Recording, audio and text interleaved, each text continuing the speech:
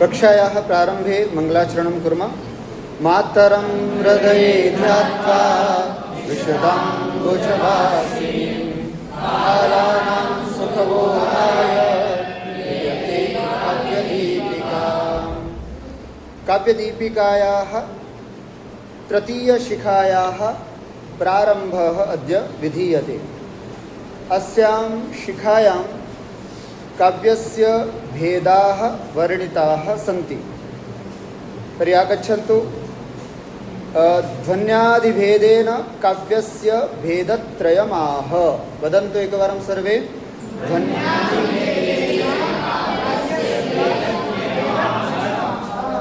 ध्वन्यादिभेदेन आदिपदेन ध्वनि गुणीभूतव्यङ्ग्य पुनः चित्रम् एवं ध्वन्यादिभेदेन काव्यस्य भेदत्रयं त्रयो भेदाः भवन्ति इति अत्र काव्यदीपिकाकारः कथयति। कारिकांशः अस्ति, पठामः। काव्यं ध्वनिर्गुणीभूत व्यङ्ग्यं चित्रमिति त्रिधा।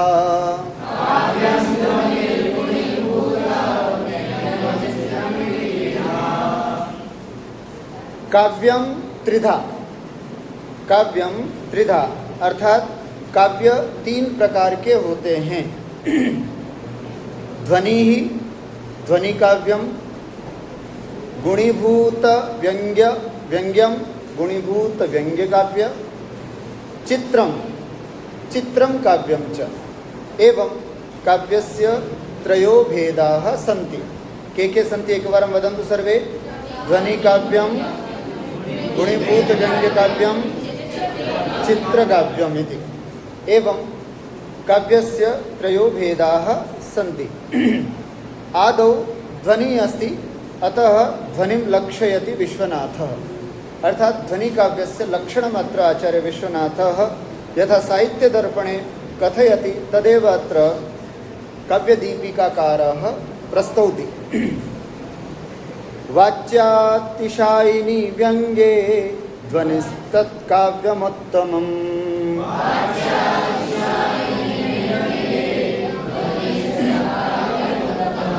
पुनः वदन्तु। वाच्यातिशायिनी व्यङ्गे ध्वनिस्तत्काव्यमुत्तमम् इति।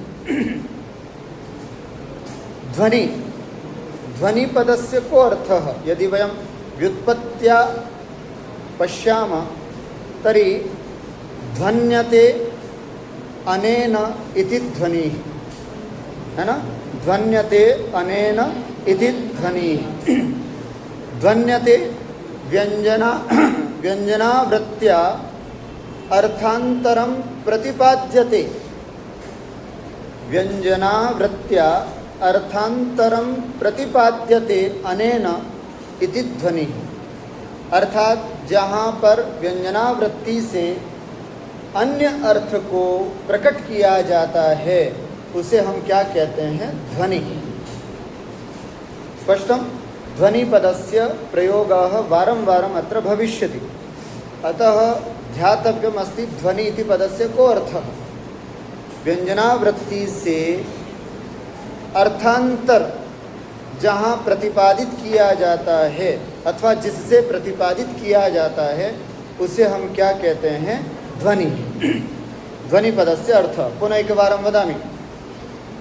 व्यञ्जनावृत्त्या अर्थान्तरं ध्वन्यते प्रतिपाद्यते अनेन इति ध्वनिः।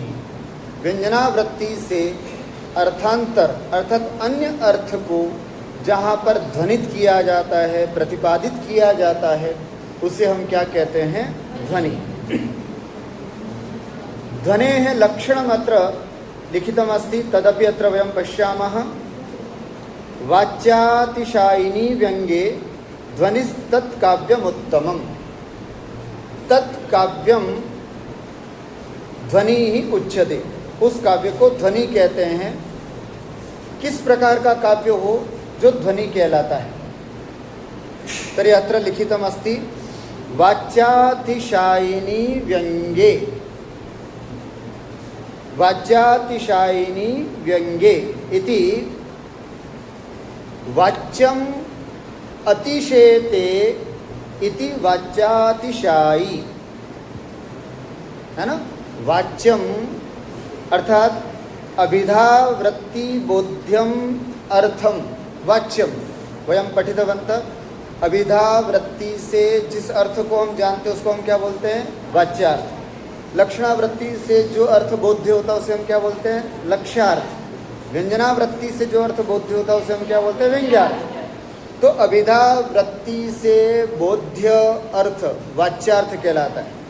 उस वाच्यार्थ को अतिशयते, है ना, बढ़कर के होता है, उस वाच्यार्थ से भी बढ़कर के होता है। कौन?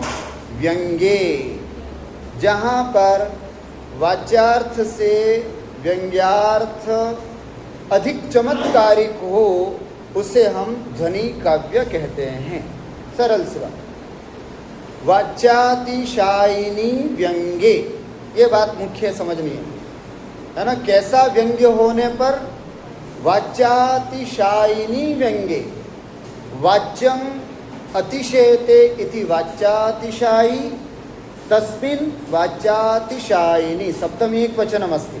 वाच्यातिशायिनी इति सप्तमी एकवचनम्, अर्थात जहाँ पर वाच्य से बढ़कर के व्यंग्य प्रस्तुत किया जाता है या व्यंग्य जिस काव्य में होता है उस काव्य को हम क्या कहते हैं? ध्वनि काव्य कहते हैं। पश्यतु, किमपि काव्यं भवति तत्र कस्यापि आधिक्यं भवति। कुत्रचित् वाच्यस्य आधिक्यं भवति। आधिक्यम् इत्युक्ते अधिकचमत्कारिकता तत्र भवति। कुत्रचित् व्यङ्ग्यस्य कुत्रचित् वाच्यस्य भवति। यत्र व्यङ्ग्यस्य अधिकचमत्कारिता वर्तते तदुच्यते ध्वनिकाव्यम्। अर्थात वाच्य से व्यंग्य ज़्यादा चमत्कारिक जहाँ पर हो उसे हम ध्वनि काव्य कहते हैं। एक सामान्य वाच्यार्थ होता, वाच्यार्थ समझ गए? अभिधा से जाना जाने वाला जो अर्थ है वो वाच्यार्थ है ना। वाच्यार्थ में कोई विशेष चमत्कार नहीं होता है। तो वाच्यार्थ तो सामान्य रूप से श्लोक का अर्थ जो है वो वाच्यार्थ है, पर उसमें से जो व्यंग्य निकल रहा है वो इतना चमत्कारिक है कि वाच्यार्थ उसके आगे फीका पड़ जाता है। ऐसी स्थिति में जहाँ वाच्यार्थ तो कम, उससे ज़्यादा चमत्कारिक व्यंग्य हो, ऐसे काव्य को हम क्या बोलते हैं? ध्वनि काव्य। उसी का दूसरा नाम क्या है? उत्तम काव्य। ध्वनि काव्यस्यैव अपरम नाम अस्ति उत्तम काव्यम इति, है ना। आपने ग्राफ देखा होगा, एक ग्राफ नीचे होता है, एक ग्राफ ऊपर होता है। तो जहाँ वाच्यार्थ का ग्राफ नीचे हो और व्यंग्यार्थ का ग्राफ ज़्यादा हो, ऊंचा हो, बड़ा हो, ऐसा अगर कोई काव्य हो उसे हम व्यंग्य पूरित ध्वनि काव्य कहते हैं। अब बिल्कुल शब्दशः आप समझ जाएंगे, है ना।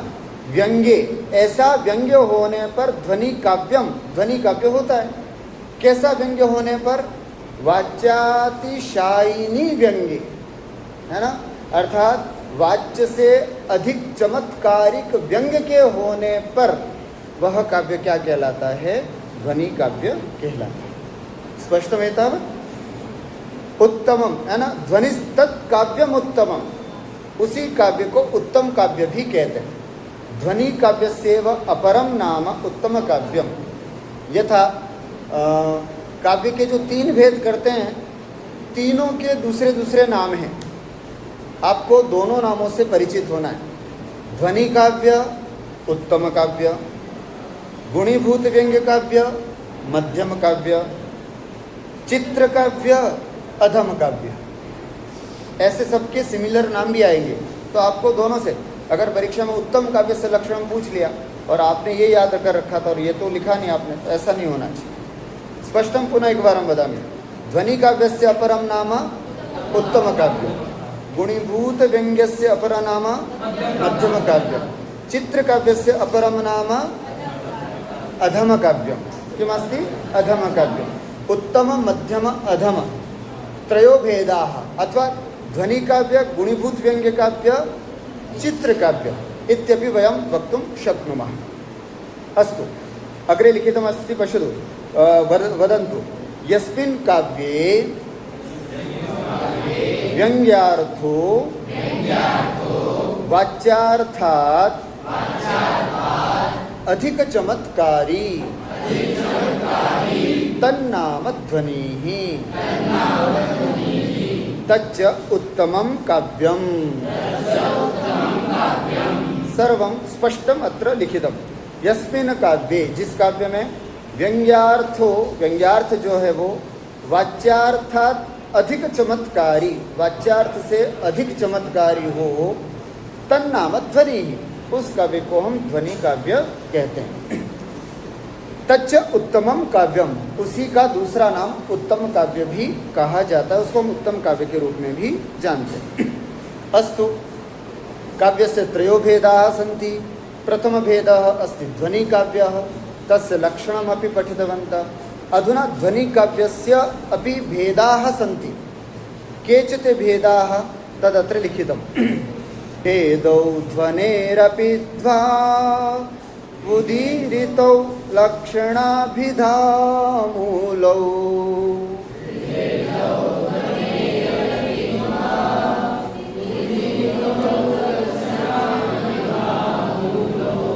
अविवक्षितवाच्योऽन्यो विवक्षितान्यपरवाच्यश्च।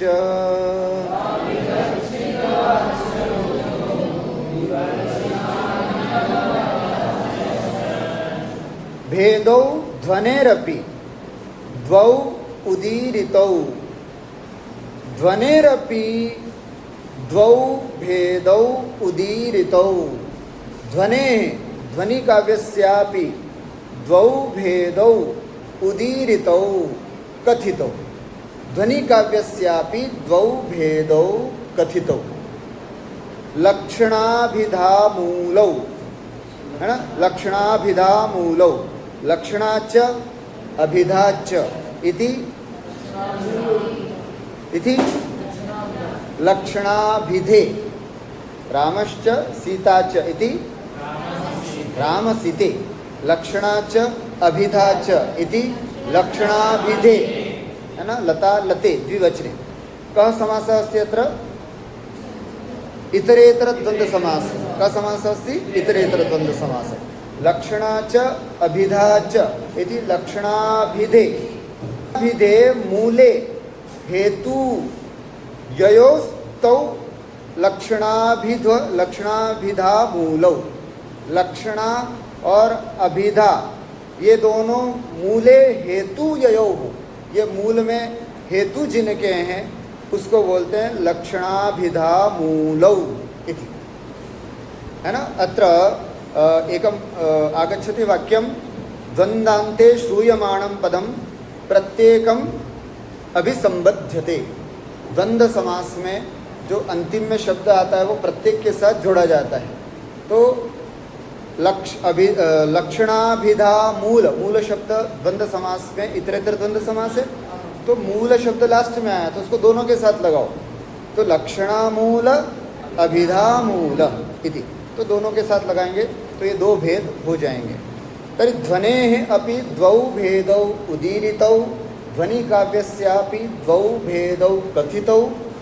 लक्षणामूलः अभिधामूलः। किमर्थं पुल्लिङ्गः अत्र?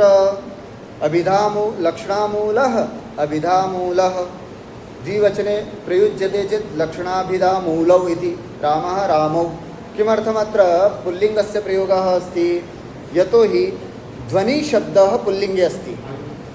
ध्वनिशब्दः पुल्लिङ्गे अस्ति, अतः ध्वनिः लक्षणामूलः ध्वनिः अभिधामूलः ध्वनिः इति। अस्तु, है ना। लक्षणामूलस्य अभिधामूलस्य अपरं नाम अपि अस्ति। इनके भी दूसरे नाम हैं, इसलिए आपको प्रत्येक के दूसरे दूसरे जो नाम है वो भी ध्यान में रखने हैं। जैसे लक्षणामूलस्य अन्यः, है ना, अथवा अपरः नाम अस्ति अविवक्षितवाच्यः। किमस्ति वदन्तु सर्वे? अविवक्षितवाच्य। अभिधामूलस्य अपरं नाम अस्ति विवक्षितान्यपर वाच्य, बोलिए अच्छे से बोलें, जिह्वा का व्यायाम होता है इससे। एक बार फिर से बोल रहा हूँ, अविवक्षित वाच्य विवक्षितान्यपर वाच्य। हाँ, लक्षणामूलस्य अपरं नाम अविवक्षित वाच्य, अभिधामूलस्य अपरं नाम विवक्षितान्यपर वाच्य इति अत्र वर्तते। अस्तु, लक्षणामूलाभिधामूलो अर्थात लक्षणामूल और अभिधामूल ये जो है इन्हीं के आगे दूसरे नाम लिखे हैं, अविवक्षित वाच्य विवक्षितान्यपर वाच्यौ इति। दो नंबर के प्रश्नों में आता है अभिधामूलस्य अपरम नाम किम, क्या लिखोगे? विवक्षितान्यपर वाच्य। लक्षणामूलस्य अपरम नाम किम?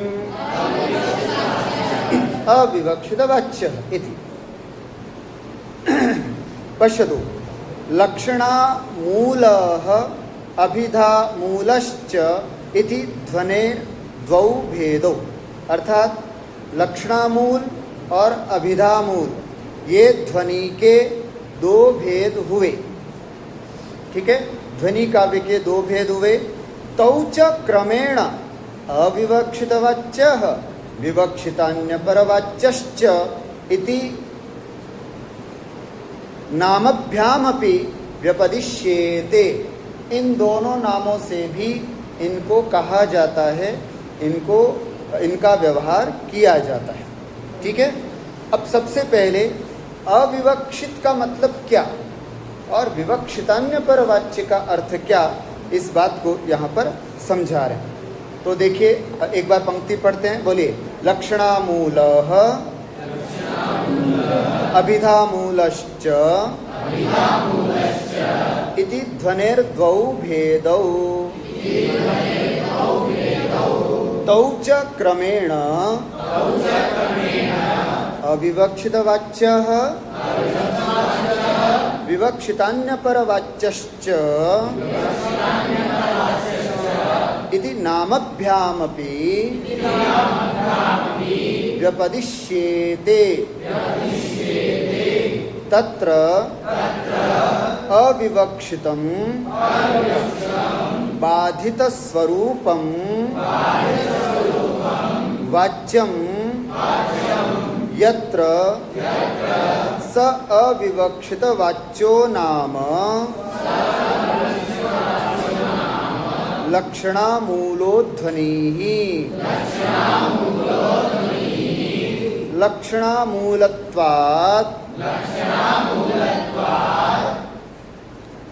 एवात्र वाच्यम अविवक्षितम्।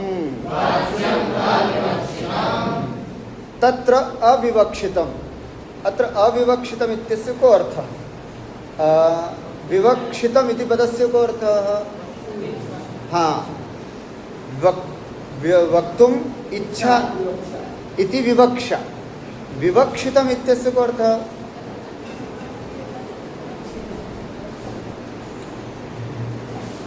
किं भविष्यति? वक्तुम् इष्टम् इति विवक्षितम्, वक्तुम् इच्छा इति विवक्षा, वक्तुम् इष्टम् इति विवक्षितम्। जो वक्ता के द्वारा कहना इष्ट है उसे क्या बोलते हैं? विवक्षितम्। न विवक्षितम् इति अविवक्षितम्, नए तत्पुरुष, नए समास है ना, कि यहाँ पर कवि ये नहीं कहना चाह रहा है, जो इसमें बोला जा रहा है वो इसमें नहीं कहना चाह रहा है, उसका अभिप्राय उसके पीछे कुछ और है। इसको बोलते हैं अविवक्षित। मतलब जो वाच्य बोला जा रहा है वो बोलने वाले का विवक्षित नहीं है, ऐसे वाच्य को क्या बोलेंगे? अविवक्षित वाच्य। ठीक हुआ? कैसे समझेंगे कि जो वाच्य बोला जा रहा है वो वक्ता का इष्ट नहीं है, इसलिए वक्तुम इष्टम इति विवक्षितम न विवक्षितम इति अविवक्षितम। अविवक्षितः वाच्यः यत्र स अविवक्षित वाच्यः ध्वनि। जहाँ पर वाच्य विवक्षित नहीं होता उस काव्य को हम ध्वनि काव्य, है ना, अथवा अविवक्षित वाच्य ध्वनि काव्य कहते हैं।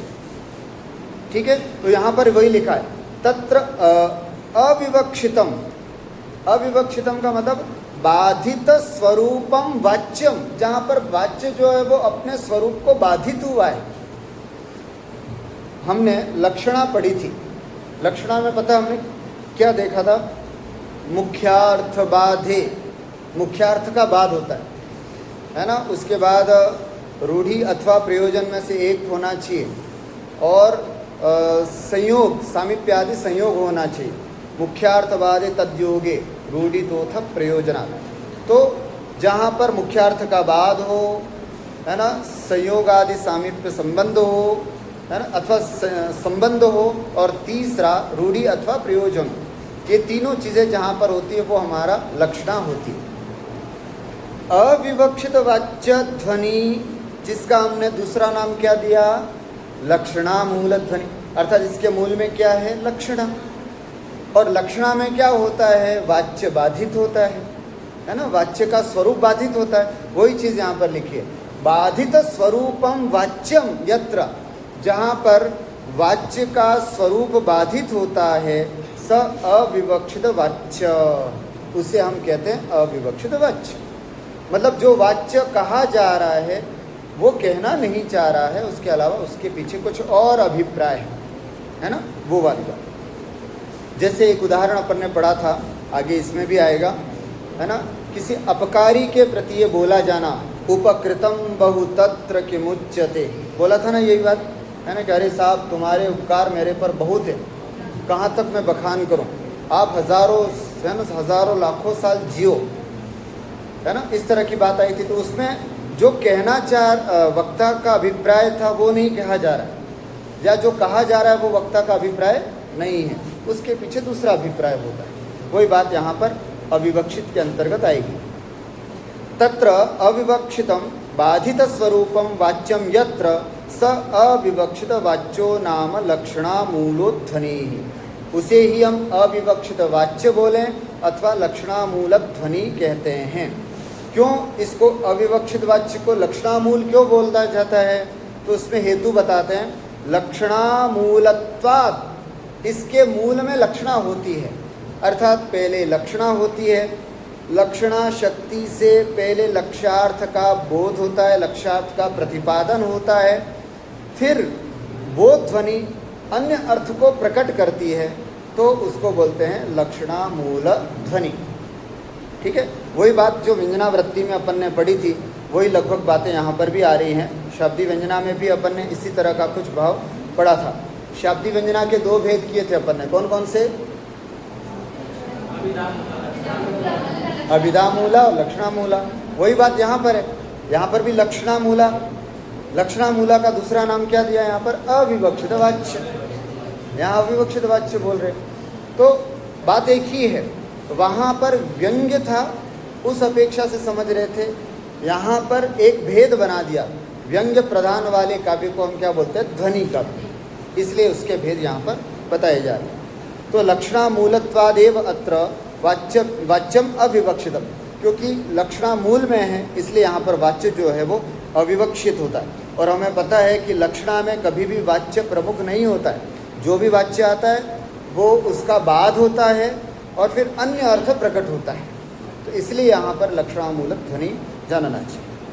अस्तु, अविवक्षित वाच्यस्य भेदौ आह। अब अविवक्षित वाच्य के भी दो भेद बताए जा रहे हैं, कौन से, सच द्विविधः, अविवक्षित वाच्य ध्वनि दो प्रकार की होती है, अर्थांतर संक्रमित वाच्य, अत्यंत तिरस्कृत वाच्यश्च। बोलो एक बार, अर्थांतर वाच्यश्च, अर्थात अविवक्षित वाच्य ध्वनि अथवा लक्षणामूल ध्वनि ही द्विविधः भवति, दो प्रकार की होती है, अर्थांतर संक्रमित वाच्य और दूसरा है अत्यंत तिरस्कृत वाच्य। यदाह विश्वनाथ, विश्वनाथ ने जैसे कहा है, इस श्लोक को पढ़ते हैं, अर्थांतरम संक्रमिते वाच्येत्यंतम तिरस्कृते।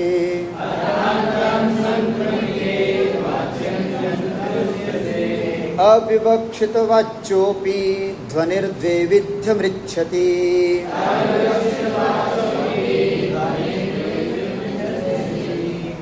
ध्वनि अविवक्षित वाच्यः ध्वनिः अपि द्वैविध्यम ऋच्छति।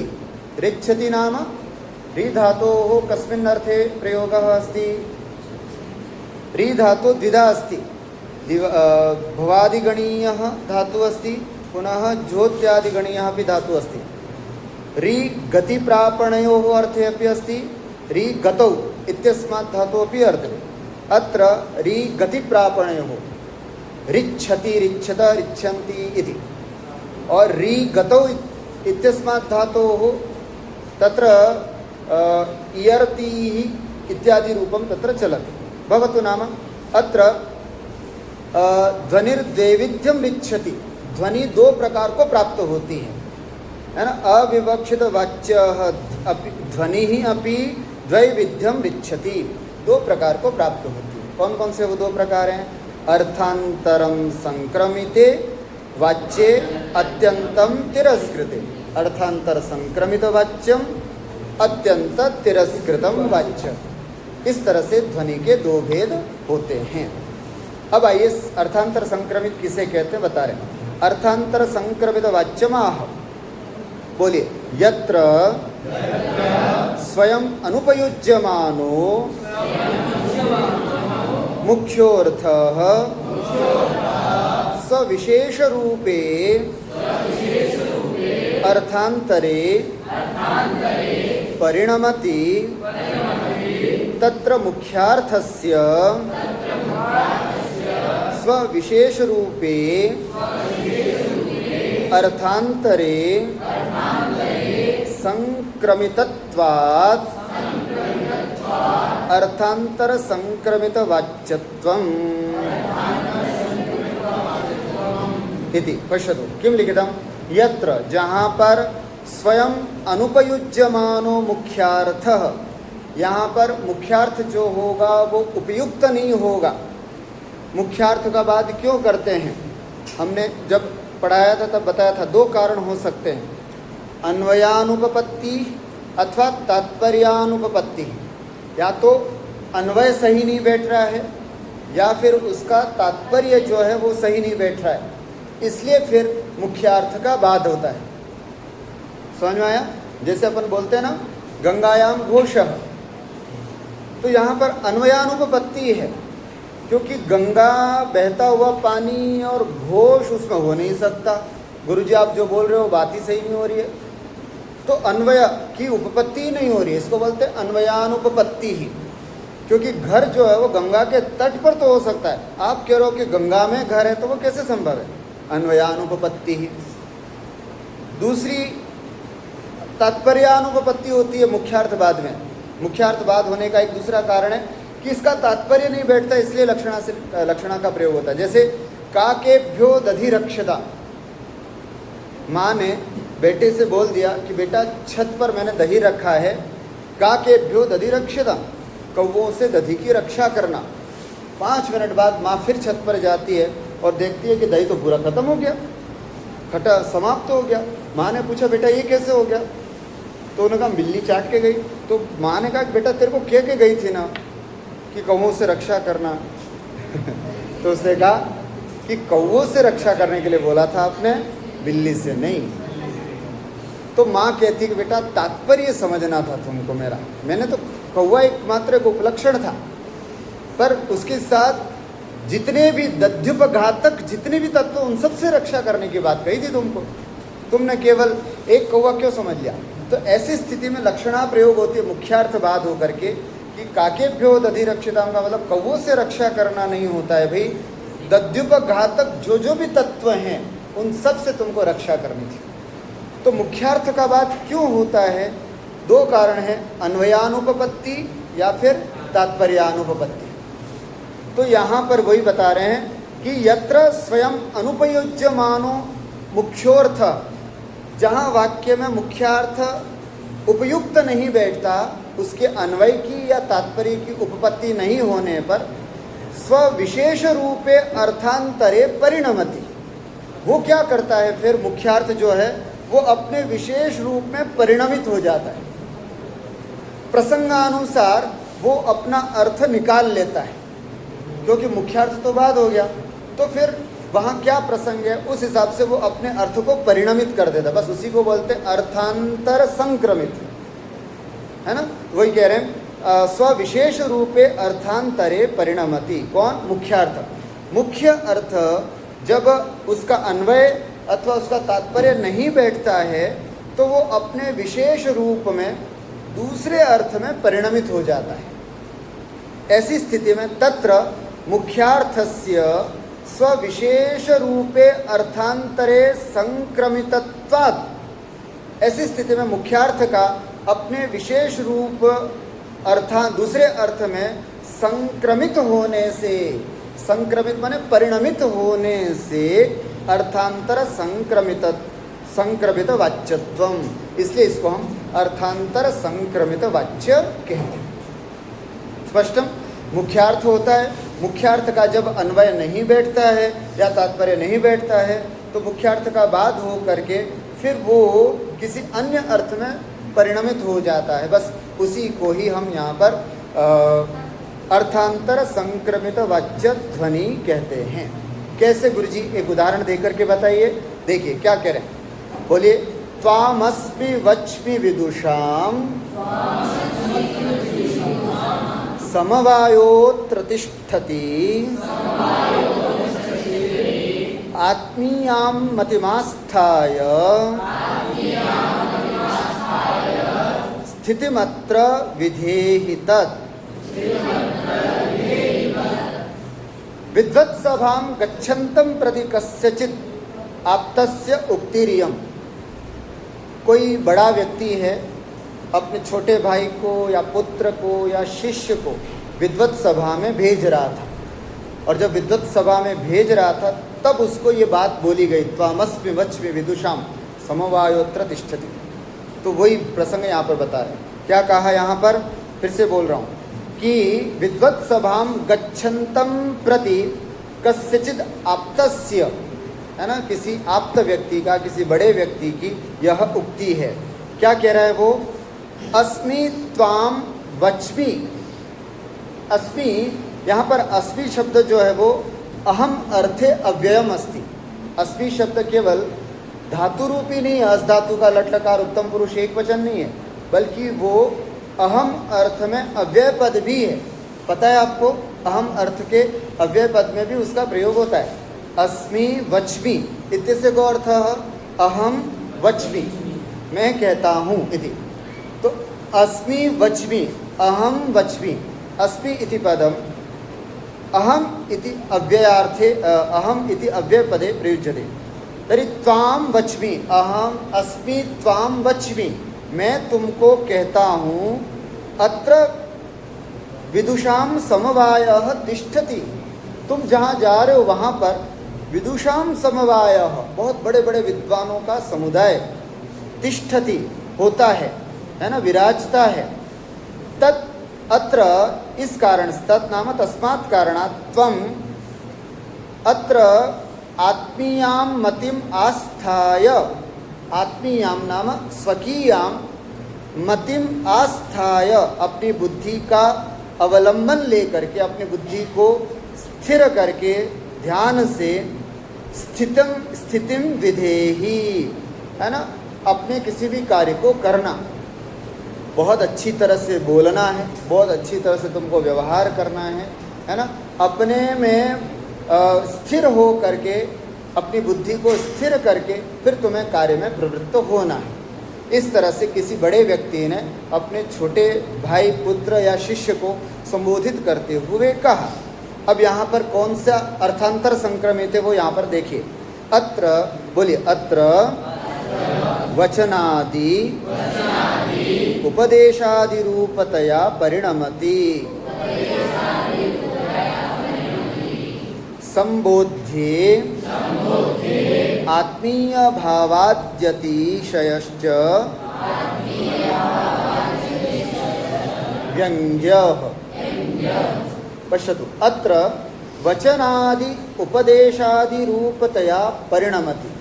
मतलब इसका अर्थ यह है कि वचवी शब्द जो है यहाँ कहना तो कुछ उपयुक्त नहीं लग रहा है। मतलब कोई जा रहा है और उसको कोई बात कह रहा है, कोई बड़ा व्यक्ति अपने से छोटे को कह रहा है, ये बात अच्छी नहीं लगती, तो इसको हम अर्थांतर में संक्रमित, मतलब यहाँ अन्वय नहीं बैठ रहा है हमारा, यहाँ इसका अभिप्राय नहीं बैठ रहा है, तो हम मुख्यार्थ का बाध करके वचवी शब्द का मुख्यार्थ क्या है, कथयामि इति, अब उसका बाध करके हम थोड़ा सा दूसरे अर्थ में इसको संक्रमित करते हैं। तो वचवी शब्द अच्छा अर्थ नहीं है, सही अर्थ नहीं है, तो हम इसका सही अर्थ लेंगे उपदिशामि। तुम सभा में जा रहे हो तो मेरा ये उपदेश सुन लो। तो वचवी इति शब्दः अत्र प्रासंगिकः न प्रतीयते। अत्र अतएव वचवी इति कस्मिन् अर्थे परिणमति, उपदेशादि रूपतया। तर्हि वचवी इत्यस्य को अर्थ उपदिशामि, मैं तुमको उपदेश देता हूँ, यह है अर्थांतर संक्रमित। अर्थात वचवी शब्द अपने दूसरे अर्थ में संक्रमित हो जाता है।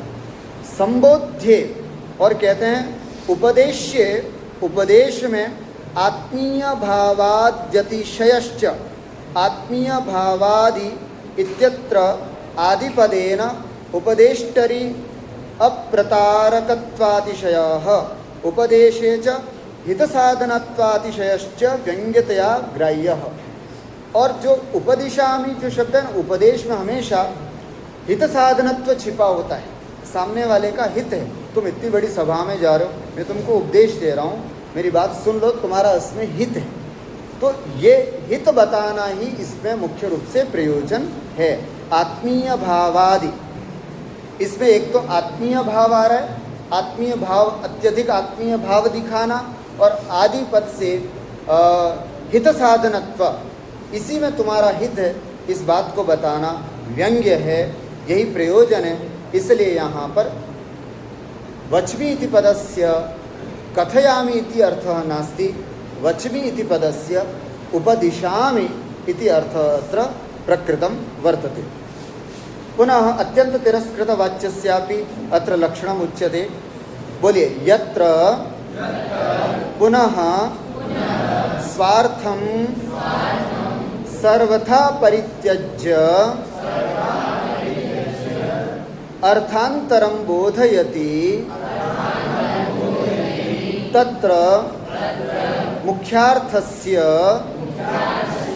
अत्यंत तिरस्कृतत्वात् अत्यंत तिरस्कृत वाच्यत्वम्। पश्यन्तु अत्र यत्र पुनः, और जहाँ पर स्वार्थम सर्वथा परित्यज्य, मुख्यार्थ जो है वो अपने अर्थ को पूरी तरह से छोड़ देता है। वहाँ तो क्या किया था उसने, अर्थांतर में प्रकट हो गया था, परिणत हो गया था, लेकिन यहाँ पर तो अपने मुख्यार्थ को पूरी तरह से छोड़ देता है। तो मुख्यार्थम सर्वथा परित्यज्य अर्थांतरम बोधयति, तत्र मुख्यार्थस्य, वहाँ पर मुख्यार्थ का अत्यंत तिरस्कृतत्वात्, अत्यंत तिरस्कार हो जाने से इस ध्वनि का नाम अत्यंत तिरस्कृत वाच्य ध्वनि है ना, अत्यंत तिरस्कृत वाच्य ध्वनि है। मतलब जो भी मुख्यार्थ यहाँ पर बोला जा रहा है उसका पूरी तरह से तिरस्कार, अर्थात उसका विपरीत अर्थ लगाना है। जैसे उदाहरण में अपन ने पढ़ा ही था, उपकृतम बहुतत्र किमुच्यते इत्यादि, पूर्वम उक्तम, है ना, जो भी बोला जा रहा है, उपकृतम अपकृतम में चेंज होगा, शरदम जीवितम, है ना, 100 साल जियो, उसका अर्थ है कि तुम आज ही मरण को प्राप्त हो, तुमने मुझ पर तुम बहुत बड़े प्रसिद्ध व्यक्ति हो, अर्थात तुम बहुत बदनाम हो। इस तरह से सब विपरीत अर्थ वहाँ पर अपने को ग्रहण करने।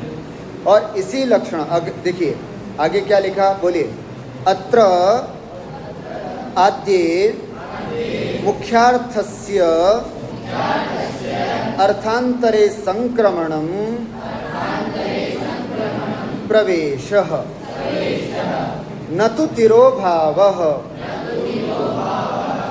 अतएव अत्र अजहत स्वार्था लक्षणा। शिष्य ने पूछा, गुरुजी दोनों में क्या अंतर है? अर्थांतर संक्रमित वाच्य में और अत्यंत तिरस्कृत वाच्य में क्या अंतर है? तो उसको अंतर समझा रहे हैं। तो आचार्य कह रहे हैं, सुनो, आद्य अर्थात प्रथमे अर्थात अर्थांतर संक्रमित वाच्य, इसमें क्या होता है? मुख्यार्थस्य अर्थांतरे संक्रमणम, मुख्यार्थ का अन्य अर्थ में संक्रमण हो जाता है, अन्य अर्थ में प्रवेश हो जाता है ना। न तो तिरोभावः, पूरी तरह से तिरस्कार नहीं होता। अतएव अत्र अजहत स्वार्थ लक्षणा। और द्वितीय, दूसरे में क्या बोले? द्वितीय स्वार्थस्य अत्यंतं तिरस्कृतत्वात् जहत स्वार्था। और द्वितीय, द्वितीय इत्युक्ते अत्यंत तिरस्कृत वाच्य ध्वनि में, अत्यंत तिरस्कृत वाच्य ध्वनि नाम की जो दूसरी ध्वनि है, उसमें स्वार्थस्य अत्यंतम तिरस्कृतत्वात्, मुख्यार्थ का पूरी तरह से, स्वार्थ नाम मुख्यार्थ का, मुख्यार्थ का पूरी तरह से तिरस्कार हो जाने से इसको हम जहत स्वार्था नाम से भी जानते हैं। इस प्रकार से अद्य वयम अविवक्षित वाच्यस्य, है ना, द्वौ भेदौ पठितवन्तः। सर्वप्रथमं ध्वनि काव्यस्य त्रयो भेदाः, ध्वनि काव्यं, गुणीभूत व्यंग्य काव्यं, चित्रकाव्यम् एवं काव्यस्य त्रयो भेदाः सन्ति। ध्वनि काव्यस्य अपि द्वौ भेदौ, है ना, द्वौ भेदौ स्तः। कौ च तौ? लक्षणामूलः अभिधामूलः। लक्षणामूलस्य अपरं नाम किम्? अविवक्षितवाच्यध्वनि। अभिधामूलस्य अपरं नाम किम्? विवक्षितान्यपरवाच्य, विवक्षितान्यपरवाच्यध्वनि। अविवक्षितवाच्यस्यापि द्वौ भेदौ, अर्थांतर संक्रमितवाच्यः अत्यंत तिरस्कृतवाच्यश्च। एवं अविवक्षितवाच्यस्य अत्र प्रसंगः समाप्यते। अग्रिमकक्षायां वयं विवक्षितान्यपरवाच्यस्य किं लक्षणं, पुनः तस्य कति भेदाः इत्यादि विषये विस्तरेण पठिष्यामः।